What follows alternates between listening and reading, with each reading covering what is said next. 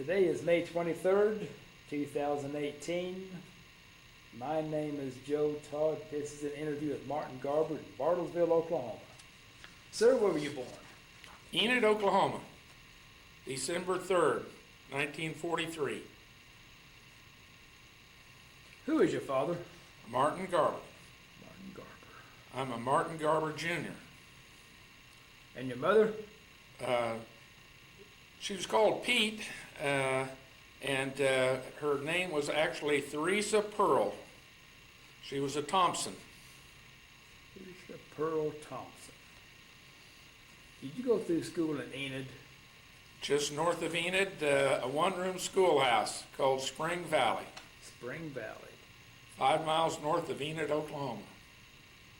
There was a total of 38 students in our school. Was it one-room school? One-room schoolhouse. One teacher, Mrs. James. She taught all 6 classes, and we had first through the 6th grade, and then if you got to the 6th grade, you had to go into town for the big school. How'd she handle all the grades in one room?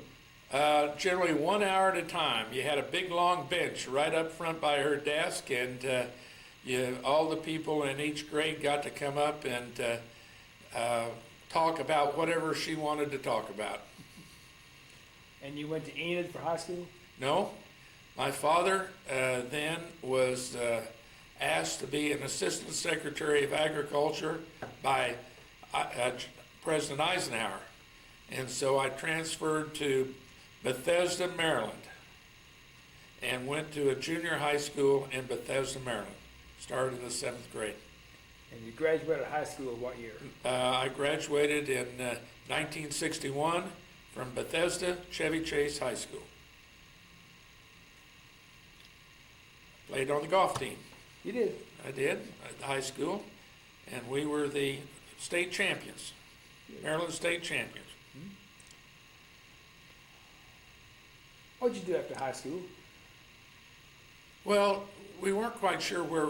Dad was still there, and obviously about that time there was a major election, and Kennedy was running against Mr. Nixon, and Mr. Kennedy won, so all the Republicans were kicked out of office, and my family went home. I started school at Wake Forest in North Carolina, and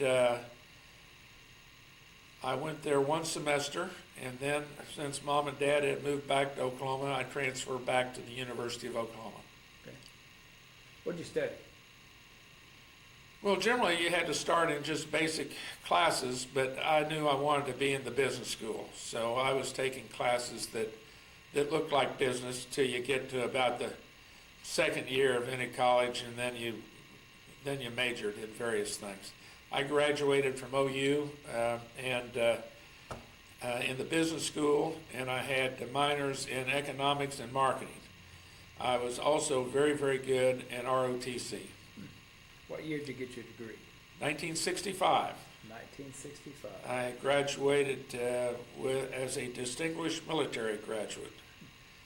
And that's kind of a funny story, Joe. I was very good. I was the cadet commander, and in those days, since Vietnam was still ongoing, we had an awful lot of students, both in Army, Navy, and Air Force.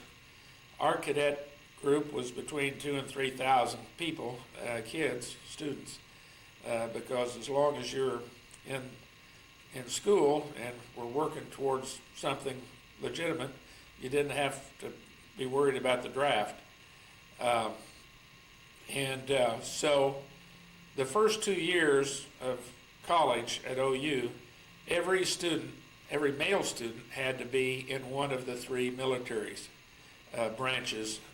Now, after the first 2 years, they didn't have to go to ROTC anymore, but we still had a large group that did, and I was fortunate enough to be selected as distinguished military graduate, and they never really tell you what that means. But after they gave it to me, they said, now where do you want to go off, where's your what branch and where do you want to go? Well, I hadn't even thought about that, and in those days, and I knew I was going to go 2 years in the service. But what they didn't tell you, that all distinguished military graduates got their first selection of branch and first selection location. So I filled in my form, and I was saying, where do I really want to go in America? You know, I'll leave Oklahoma, but I don't care where I go. And I was married. I got married between my junior and senior years, so I was talking to my wife, Karen, and where do we want to go? So and I didn't even know I'd get the first choice, so I put San Francisco, then I put Fort Ord, and then I put New Jersey. And they asked me what branches, and I just listed a half dozen branches. Well, I was fortunate. I selected pretty good. I got Adjutant General Corps, and then I got San Francisco was 6th Army Headquarters, which turned out to be a very interesting and important assignment for the military. So you got a commission after ROTC? Oh yeah, after 4 years I was commissioned second lieutenant. Okay. And then went off to assignment for 2 years. Okay. So you were sent to San Francisco? Yeah. Okay. 6th Army Headquarters. What'd you do there? Presidio, San Francisco. What'd you do there? Well, I was in the Adjutant General Corps. First, they send you off to school to learn what you're going to do. So we went 4 or 5 months to Fort Benjamin Harrison, which is in Indianapolis. And they teach you how to be a pencil pusher, but my area was more personnel operations. So I was in the Personnel Operations Division of the 6th Army Headquarters. Now that doesn't really tell you what I did. There was only, in those days, Vietnam days, there was only 3 lieutenants on the entire post. Everybody else had gone to Vietnam. And I reported directly to a colonel. And the good news is you didn't have to have weekend duty if you were so low in grade. So I never had to do weekend duty. I shouldn't say that, on occasion we did. But it was more of an emergency situation. But my job was to send troops to Vietnam. In year and a half, I sent over 100,000 troops to Vietnam and at least 100 units to Vietnam, where I personally selected, and my sergeants that worked for me, we selected people out of all across the United States, enlisted people, to go into the units or to replace people in Vietnam. Now, you were a helicopter pilot. Helicopter crew chief. Crew chief. A mechanic. Okay. I'm surprised you didn't go several times, because I can attest helicopter repair chief or helicopter pilot warrant officers were the most sought after people in that time period to go to Vietnam. I scrounged people from all over the world to send them to Vietnam. Some of them many more times. Technically, you were only supposed to go once a year, and then you had a year off. Well, I didn't allow that to happen at all, because we were so short of those people. We had to drag them from wherever. And it was short, emergency type assignments. What criteria did you use to select the people? Well, it wasn't what you used as much as what you couldn't use. For instance, and it changed over the 2 years. You couldn't send, you had to allow people a period of time to, if they rotated out of Vietnam and then came back, and you had to give them at least a year before you could send them back. And then also, if they had a brother or a sister or family member in Vietnam, they were pretty strict on saying you can't send somebody over there, more than one family member at a time. But that changed. That was more 1967, the first of 67 on. The first year and a half I was there, they didn't have that restriction at all, but they made it a little tougher to send people like that over if you had family members there. Now you're based at the Presidio? Presidio of San Francisco. What was your average day there? What'd you do every day? Well, the first year, Karen and I lived in the city, and we had an apartment just outside the gate on California Street. And Karen got a job at Bank of America at the corner of Haight and Ashbury Street. And so I would generally get up at 6 or 7 and drive her to work, and then I'd drop her off and then come back, and I'd go down to the office. And I had 3 sergeants that worked for me and about a half a dozen enlisted people. And we had, obviously, personnel rosters accessed all over the country. There's no such thing as computers in those days, so it was hard copies of things they had sent us. And we had to go through, by MOS, we had to go through and decide who would be qualified to fill the various positions. And I said we had probably 100,000 troops we replaced, but we also had 100 units, including the 4th Infantry Division out of Fort Lewis, Washington. We spent 6 months getting them up to speed, 15,000 troops in various MOS specialties, getting them ready to go. And that's an interesting story in itself. But we would go through that, and I was one of the only people in the entire personnel division that had a top secret clearance. So I had a special area that I worked in, a special office, where if I wanted to, I could have had my gun there at all times, and we didn't let anybody know who we were or who we worked for, because I would tell you it was pretty dicey in those days sending troops to Vietnam. Even hard Army troops sometimes didn't want to have to go, and especially on hard times. I mentioned the 4th Infantry Division, a very big unit, prestige unit out of Fort Lewis, Washington. We took 6 months to fill that, and the night before the ships left out of Fort Lewis, that commander up there gave all the troops the night off. They all knew they were going to go. It was imminent. Well, the next morning when they got ready to get on the boats, 5,000 of them didn't show up. Obviously, they called the MPs and started scrounging them up. But in those days, Canada was just less than 50 miles away. And they traced them all over Canada. They never did find them.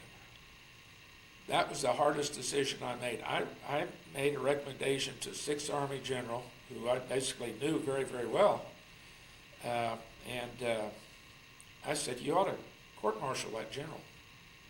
I said, this is inexcusable. We spent this much time and pulled people from all over America to fill this unit, and he gave them a night off before they left. Anybody would have known what they would have done, but the general didn't want to. He shipped them on off. And I had the job later to go to Vietnam and check up on them and see how they were doing, because the ones we scrounged up and found, we shipped them over by air and caught up with the unit, which obviously they didn't want to go very bad. Now, how many men were in your office doing this? You had a crew of how many? Well, there was a sergeant major, first sergeant, a staff sergeant, and about 4 clerks. Okay. So there were about 10 of us. Yeah. We were in charge of shipping all the enlisted men to Vietnam, those 10 people, over a 2-year period. So I did that, and we worked 6 days a week. Saturday wasn't a day off for us, and on Sundays I'd come in too. The last year was easier because we moved on to post, and we had a duplex, and you could throw a rock from my office to our house, and it was that close. So all I had to do was walk across the street. In those days, I'd give Karen the car, and she would drive on to work and come home. And after work, a lot of times, I'd go for a run, or I'd go to the gym, or I'd go play golf. It's kind of an interesting story that my golf helped me in my career a lot. It always has. I played for the University of Oklahoma on the golf team, so I was halfway decent golfer. And when I got to San Francisco, we had a golf course there at the Presidio. In that, in the 20s, the Presidio golf course was built on Army land, but the clubhouse was on private land. So the private people basically built the golf course, very wealthy people, and the officers had rights to go into their clubhouse, but the enlisted men didn't. And so I used to play a lot, and I was on the 6th Army golf team, and we won every time I was there, and the generals got to know it, so every time they had special people to play golf with, they'd invite me along as the club champion and the 6th Army champion to play golf with them. And I got to meet a lot of interesting people and famous people doing that. I'd play golf maybe 3 times a night in a month with Joe DiMaggio and Willie Mays, and they were members. So I'd play golf after work. I'd go up at 5 o'clock and play 9 holes of golf. Some of the commanding generals out of the Pentagon came, and they'd have me play golf with them. And so it wasn't all work, it was some play, but I can assure you that there was, they had motive in showing off the Presidio, because we were kind of the darling of the Army in the 60s because so many troops went there. There was some downside too, because being on the West Coast, all the bodies came back through 6th Army, and the Army depot was at Fort Ord, or not Fort Ord, Oakland Army depot, and all the bodies were coming back there. So one of my best friends, who was the second first lieutenant there, I was the first lieutenant then, and he was too. He was in charge of the mortuary division, and had to find people to take bodies. And over a 1.5-year period, I probably took 10 bodies back to their home, to their family, and had to arrange a military escort and visit with the family members at the various locations. That was a duty you never really wanted. The rules were such that you had to be at the same rank or higher to take one of the soldiers. So they would generally call me to take the lieutenants that came back. And so I went every place from Tulsa to Michigan to Los Angeles to Alabama to wherever the bodies were. I'd take them home and arrange the funerals for them. That was a sad type of duty we had. But you knew you were going to get 1 or 2 of them a month. And then the other types of things, I went to Vietnam 3 times on various assignments to check on the troops that we had really sent there. Once I went as a messenger, taking some top secret documents.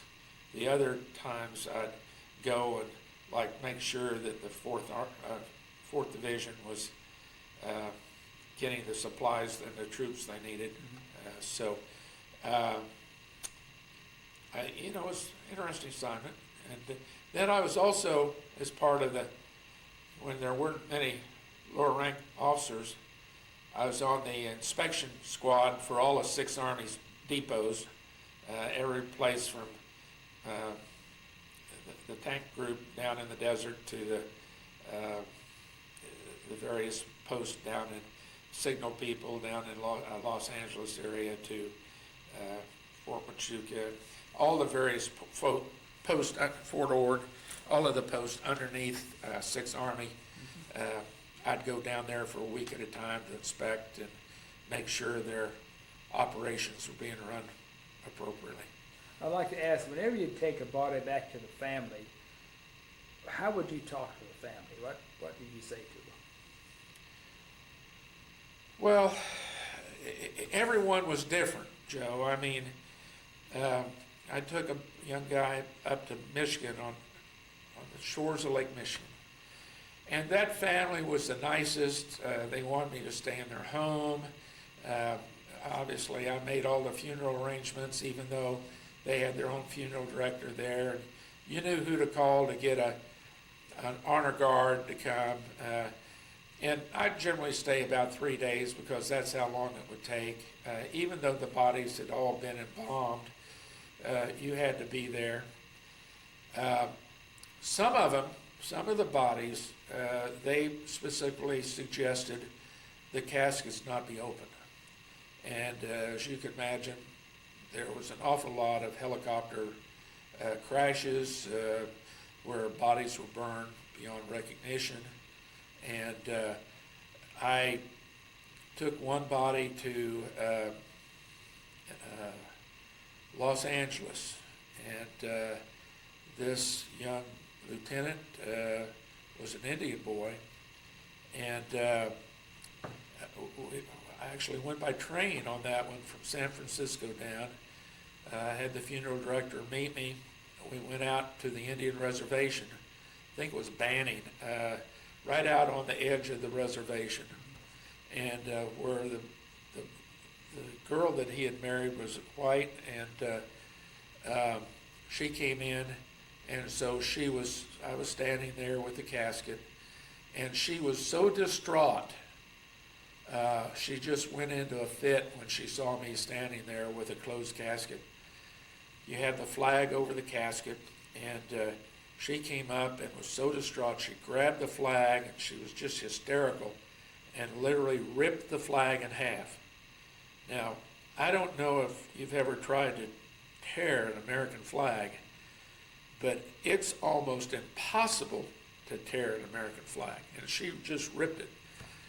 And after she left, some of the family members and he had 4 or 5 brothers came in, and we talked, and they were adamant they wanted to take the body out, or the casket out, to the reservation during the night and have a wake. And so, of course, I went with them, all-night wake out there, and at sunrise, I had arranged for a military honor guard, and we buried him out on the reservation. And it was very, very stirring as to, right at sunrise, having that color guard out there. So every one of them was different. I took one to Tulsa, which was practically home. That was long before I went to work for Phillips, so I didn't even know Barnesville here. So the Arnold Moore Funeral Home in Tulsa has a separate apartment complex for people traveling with bodies, and they put me up there for 2 or 3 days in their apartment complex, and they were very generous. And so everyone was different. Everyone was different, and how the families reacted were different.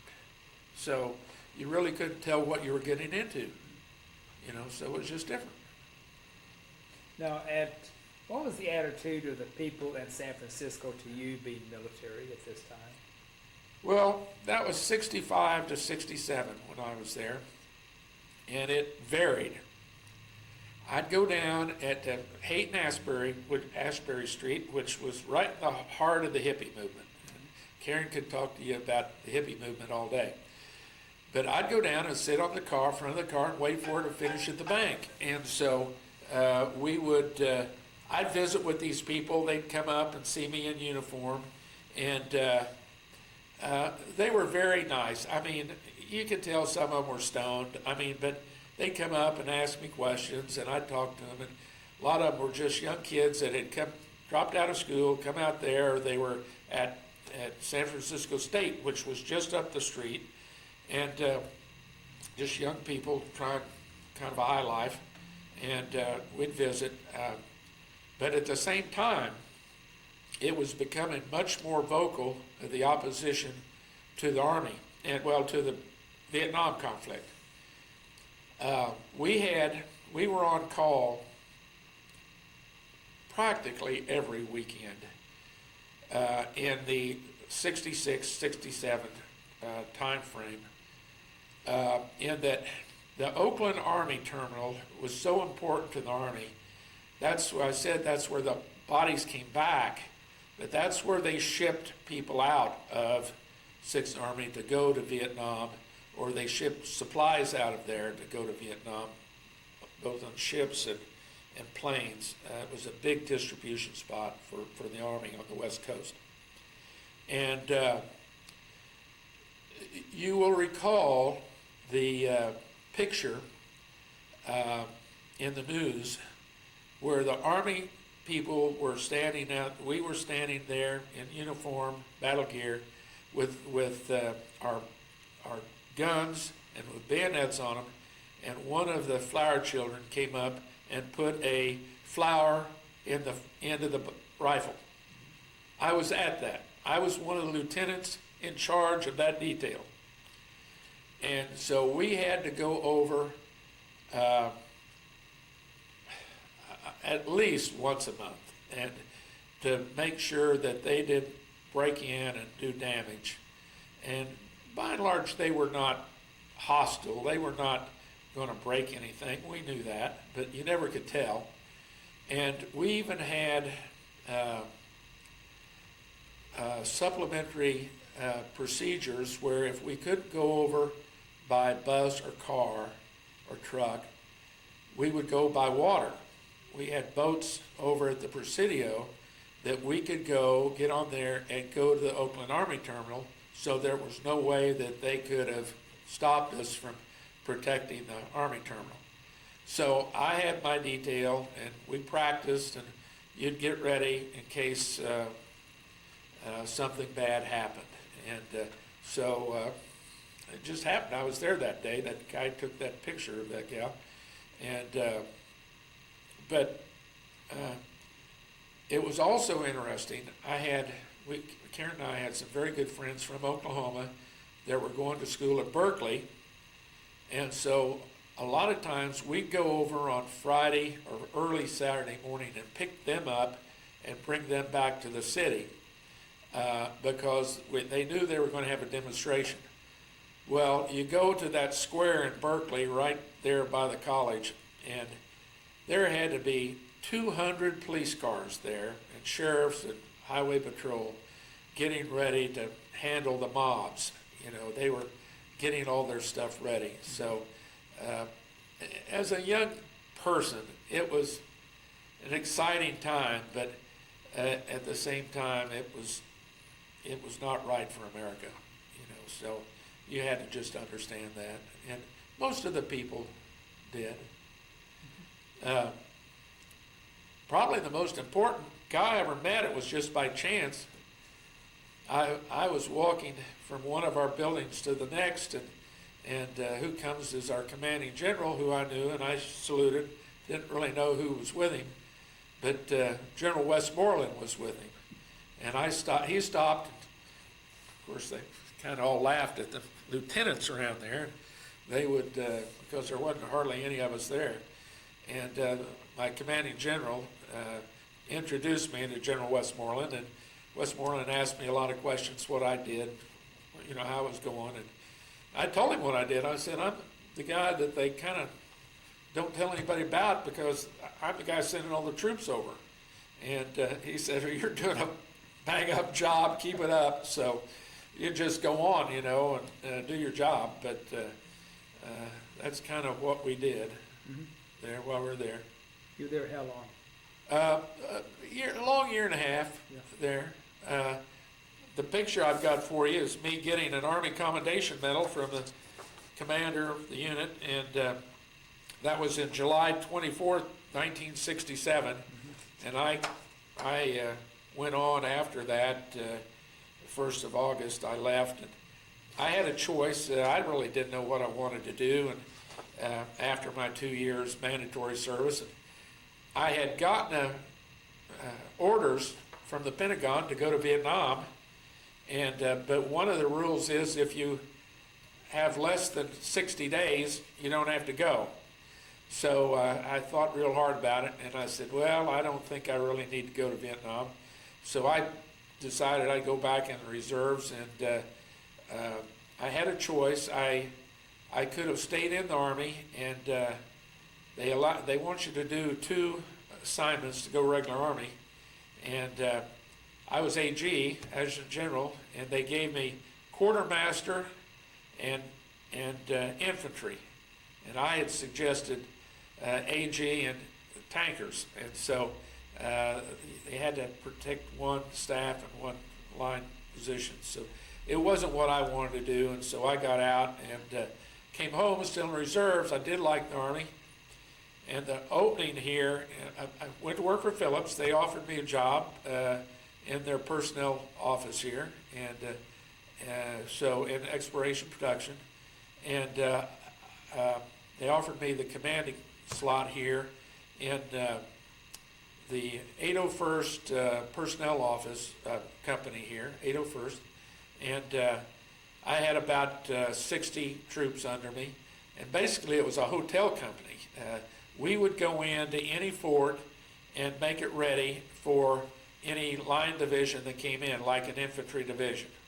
And so we had everything from the cooks to the hotel people that would make it where you could set up operations real quick for a division. And I made captain, and then after 4 years, 5 years here as company commander, Phillips transferred me to Oklahoma City. I went in. I was the commanding general of the 45th Division. Was a 95th Division was an acquaintance of mine, and he offered me to be the recruiting officer. And I thought, my gosh, how am I going to be a recruiting officer in the middle of the Vietnam War? And so he sent me off to school down to San Antonio, recruiting school for 2 weeks. So I came back, and I was a so-called expert. And I was there for 2 years. And then I went back with Phillips again. I went to Denver, and I was in a unit there for a year. And then Phillips sent me to Washington, D.C., where I was basically a lobbyist for the company. And I was a captain, and I was kind of looking around for a unit, and I got a notice that I was on the majors list. And so I was going to be a major, but then they came through and said, your assignment is going to be Cleveland. And I'm sitting there with a wife and 3 young kids and working 14-hour days, 6 and 7 days a week. And I said, I just don't see how I can go to Cleveland. So I resigned my commission. I just couldn't it was getting very difficult to do both. You had to, now I probably could have gone over and begged and borrowed and got an assignment at the Pentagon with some of my political friends helping me. But I'd had enough. When did you resign your commission? When? When? It would have been 1974. 74. And you stayed in Bartlesville? No, I was in Washington then. Washington. Oh, okay. Yeah. Okay. I was in Washington with the company from 1974 to 81. Okay. And I left Washington the day after Ronald Reagan was inaugurated. I stayed for the inauguration because I wanted my kids to say they had been to a presidential inauguration. Mm-hmm. And I was high enough that I knew enough that I could get them front rows, pretty close to front row seats for a presidential inauguration. And so we all as a family went down there, and we'd already packed our bags and everything, and then just left after that. So I had a great career in the military. I mean, I was not disappointed at all, and I saw a lot of exciting things, and I felt like I did good for the country, but I'm sure there's a lot of people that would debate that. sending so many troops to Vietnam. But that was life, and that was the orders, and that's what you did. Now, did you go to Vietnam ever? 3 times. 3 times. What'd you do in Vietnam? Well, the first time I went, since I was one of the few on the post that had a top secret clearance, I took top secret data over. The second and third time I went over as a staff assistant to personnel to inspect the various units and people we had been sending over there, where I'd visit. It was almost an inspection type trip, to the point you wanted to make sure that the people we were sending were the right people for the job, and that the units we sent were capable of carrying out their mission. Now, where did you go in Vietnam? Was it Saigon? Or where? Saigon twice, and one up country further, where the 4th Division was. Okay. And kind of interesting, you go into Vietnam, the guy that's not ever stationed there and never there, the biggest danger you got could be run over by a truck in the middle of the street. You have 5-ton trucks going 50 miles an hour down through 1,000 bikes or scooters or whatever, rickshaws, and all they do is hit the horn, and they do not slow down. They do not slow down. And the hotel I stayed in twice, the second time I was there, was the hotel they drove the 500-pound bomb in and killed the 2 guards out front and set off the bomb, and everybody in the hotel was killed. Everybody in that hotel was killed after driving the bomb in it. And I had left that was during the Tet offensive. I left about 7 days before that. What was your first impression of Vietnam when you landed there? Well, you get off the airplane, as you're landing, you get off the airplane, people are very quiet because no one really knows what to expect. And so you get on their buses and you go where you got to go, or you have private transportation, which I did. And you basically, you're always wary. You're in a foreign country with a war going on, and you can't tell the enemy from the good guys. The most interesting thing, the most telling thing, the first time I left, the day the wheels came up off the airplane, everybody clapped and shouted and said, "Hooray, we're leaving." So I'm sure you had the same feeling, to the point. Now, what did you stay in? Where were you based in Vietnam while you were there? Well, we're just on our own. We had a hotel, and Okay. I was not ever assigned to it. And Okay. I was on special orders that I could carry my gun, and I'd go, and as a top secret courier, I'd have a bag, and the Army would pick me up, and we'd go deliver the top secret data. When I was like an inspector on it, the units would basically pick you up, or you had to get to where they were assigned, and then you'd check in and tell them who you were and what you were doing, and they'd make arrangements for you to visit with the various people that you needed to see to make sure that things were going okay. Now, when did you start working for Phillips? August 1967. Okay. Now, what did you do? Were you still at Phillips when you were in Washington? Yeah, I was with Phillips Petroleum Company for 7 years in Washington. The first 4 years, I reported to our vice president up there, and I was a lobbyist for the Natural Resources Division. I basically reported to Bob Roberts down here, and vice president up there, and Bob was the senior vice president. And then I got selected by the president, Bill Dowse, and our CEO, to be on special assignment. I had a special title. I was assistant to the president, and I worked directly for Bill Dowse on special assignment. And I was stationed in Washington, and I was also the director of external affairs for the American Petroleum Institute. And I had a staff of about 20 people that worked for me in the American Petroleum Institute, and we were fighting some major political issues at that time to make sure that our industry was not broken up. We had 2 or 3 divestiture issues, and then nationalized. They wanted to do that one time, and then we converted over from those to work on major issues like taxes and various issues that would have penalize the petroleum industry. Most of it was defense oriented, because not military defense, but defense against bad legislation. And we worked as an industry, and in those days, the entire Congress and the president generally was all Democrats. And Billy Carter was there, and he brought his people in. Both the House and the Senate were all Democrats, and we had to devise techniques and messages where we made sure that the real negative legislation never got passed.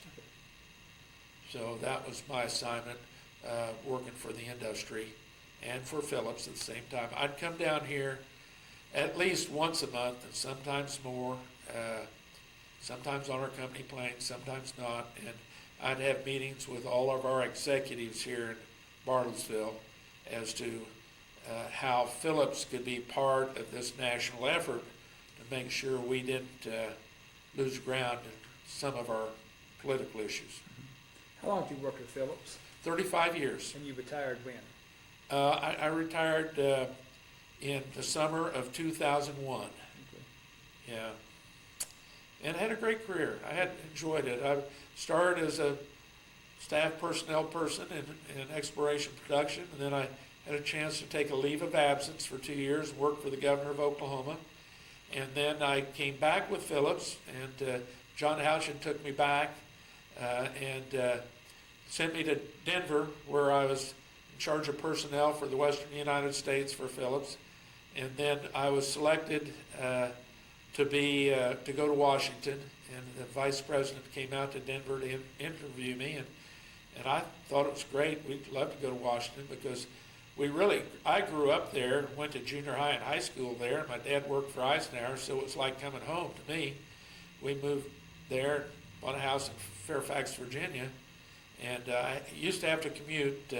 When we first got there in 1973, 74, it was about a 30-minute commute from our house in town, and when I left, it was an hour and a half commute, just because the traffic had grown so significantly in the Washington, D.C. area.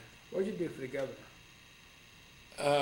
Well, when I was on loan to the governor, it was Governor David Hall, and he appointed me to as one of the 3 commissioners on the State Board of Public Affairs. Now, that was an internal administrative post in that we managed 9 divisions of state government, a 3-person board. And one of them had to be from the opposite party. So for 2 years, I was the only Republican in the entire Democratic administration. I was the watchdog. And that included, those divisions included all the buildings grounds, which was interesting, but also central purchasing, engineering, and a whole host of telecommunications, telephones, computing, a whole host of cats and dogs. But it was kind of important because if you were in charge of central purchasing or engineering, there could have been a lot of things go bad. And so, and that was an interesting time technically too in our country in the early 70s because computing was just starting. And so that was under me, and I kind of took that as an interesting thing. So I got to know the IBM boys and RCA boys and real well, and went to some of their training programs. I'll never forget, we went to the Bell Labs in New Jersey, and they showed me a phone with a picture on it, and we were talking to some people in California, and both of us talking, and we could see each other. That was 1973. Well, you know, the picture phone or Skype or whatever you want to call it didn't really come in till well after the year 2000. And they admitted, they said, this technology is here, but it's so costly that we can't do it yet. And so they work on things like that for years in advance. And so I got to know the computing business pretty well and the telephone business pretty well. And there's a lot of good stories about that that I could tell. That's going to be in my book, maybe. Where'd you meet your wife, Karen? I came back between my at Christmas from Wake Forest, my freshman year, and came back to Enid. And one of my family's good friends said, "We've got a young lady that we want you to go on a blind date with." And so they set it up, and we went on a blind date, and things clicked. And we dated basically for 3 years, and they got married between our junior and senior year of college. Yeah, so she was at school at OU, and so we dated, and had fun together. Would you join the Army again? Today? Yeah. Well, I don't think I'd feel comfortable doing it, Joe. I'm not smart enough anymore. You know, I helped organize and was the charter president of the Army ROTC alumni group at University of Oklahoma. And which we did that about 12 or 15 years ago. And while I was president, we generally invited people in to talk to our young people that were in the program. And the ones that I liked to invite was like the commanding general at Fort Sill. Most people don't, they recognize Fort Sill as the artillery post, but it's also the research post for the Army. And they look at so many interesting things. And I know today, based upon what I have learned and studied, I wouldn't want to go to war against the United States Army because their technology today is so formidable. When you have drones that can circle battlefields and the pilot of the drone is sitting on a mountain in Las Vegas or in Nevada, and they can see down to almost the belt buckle on everybody, and every squad commander in the field, if there are troops there, can tell exactly where our troops are and where the enemy troops are. The lifespan of the enemy is not very long, and with those drones hovering over. And they can drop bombs that are the size of cigarette packs and completely blow up a football field to the point no human being could live there. And to the point our technology today is so awesome that, and the ability of these kids anymore, what they do when they graduate out of 4 years of ROTC today, it is amazing what they can and can't do. I mean, it's just amazing. And they're all good volunteers, and they love to do fun things, and jump out of helicopters and do all kinds of stuff that we never had the option to do as in the 60s. I mean, it was an entirely different type of arrangement. You know, as I said, we probably had 2,000 people under my command in the Army in my senior year at the university. Today, they may have 150 or 200 kids, but their technology and their ability is so much superior to what we had at that time. I mean, it is unbelievable how qualified these kids are coming out of school compared to what I was and all the guys under me. You know, I could just barely say, and I did shoot pretty well, but both with a M1 rifle and a 45, but those technology, even that technology is so foreign that it's just so foreign, it would scare me if I had to go back in. Yes. I'd like to do a word association. Sure. I'll give you some words, you give me your reaction. The first one is Vietnam. A tough time in our life. Presidio of San Francisco. An Army base that's no longer there. Oakland Army Base. A significant base during the Vietnam conflict. Jane Fonda. Still hate her. I won't go to her movies, and it made me so mad to see her sitting in North Vietnam on top of a cannon. I just could not stand it. Ho Chi Minh. Well, as a person or a trail, that's where they came, and he sent his troops down the backside of Vietnam, tens of thousands of them. LBJ. Had a tough assignment coming after Kennedy, and he was probably a pretty good senator. He used to play cards with my dad when Dad was there with Eisenhower. He was Senate leader, and Dad always said he was a smart guy, but at the same time, he was probably over his head running the country. Tough assignment. Richard Nixon. Well, my father knew Nixon very well. I've met Nixon several times. Nixon should be congratulated for opening up China. Yes. How do you want to be remembered? That's a tough one, Joe. I'm running for the legislature now, and I hope I'm going to win. I'm committed. I don't like somebody to say no to me, and I don't like to lose.